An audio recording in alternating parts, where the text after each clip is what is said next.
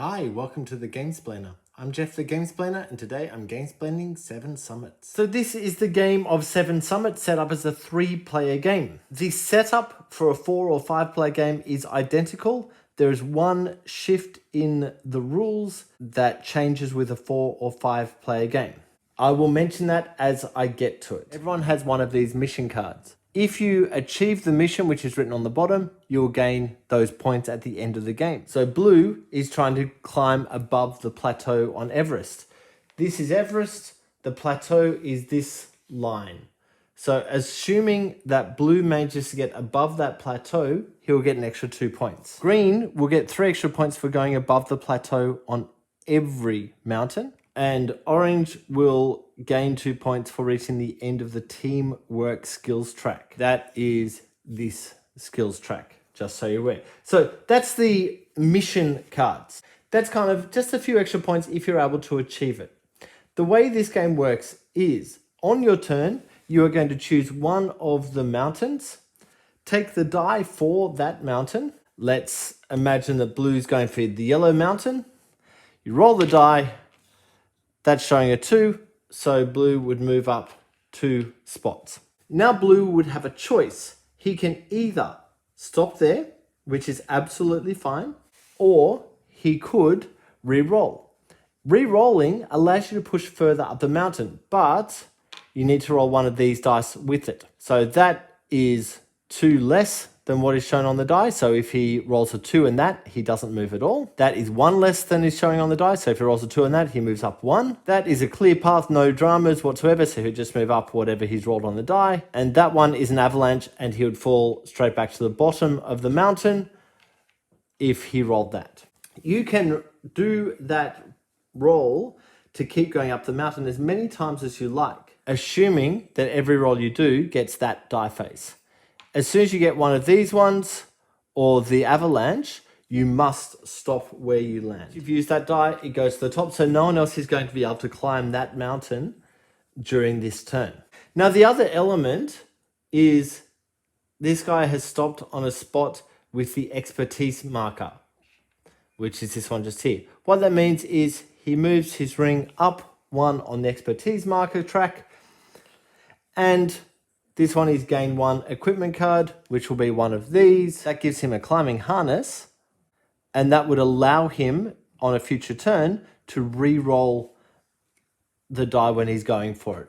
Those equipment cards can be used at any time during your turn. You can use as many of them as you like during your turn. All of this information is closed information. I'm just leaving it face up so you can see what we're talking about. Then we go to the next player, and they would do exactly the same thing on a different mountain, because obviously the die for the yellow mountain has already gone. And then we go to the orange. He would do the same thing.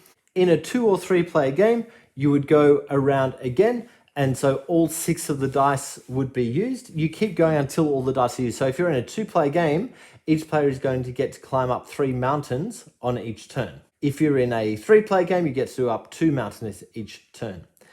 If, however, you're in a 4 or 5-player game, you just have 1 go. So 1 go each, 1 go each, 1 go each, 1 go each. Once that's happened, the first player marker comes across to the next player, and they go again. What you're trying to do is climb all the way to the top of the mountain. Once you've got to the peak, if you're the first player there, you will stand on the first player marker, which will, at the end of the game, give him 6 points. The second person to achieve that will get the 4 points. The third would get 2 points. Anyone who achieves the top of this mountain after the third player would gain an equipment card when they get to the top. If on his travels he had stopped on this spot, he would take that token, turn it over, and that would gain him a something. So that's +1 on this track, or this track, or this track. These 2 tracks work the same. This one's a little bit different. So the way the teamwork track works is if someone finishes their turn on the same spot as you, then you both move up the teamwork track. You can only move up 1 teamwork track. So if that happened to be what happened, so the teamwork track has been moved by that allows you to move your meeple up 1 spot, or a meeple up 1 spot. Doesn't have to be this one. Moving this one up to here you would not gain the teamwork from that one because you've just gained a teamwork. Once you get to the top of this track, that allows you to resolve a risk die with one less than the number. So that would actually not cause a risk at all. That would only cause one less in your movement. But rolling that face will still end your climb. Once you're there, if you get the teamwork again, you move it to there, which pushes you up one spot on Everest, which is the middle mountain. I'll talk about that in a second.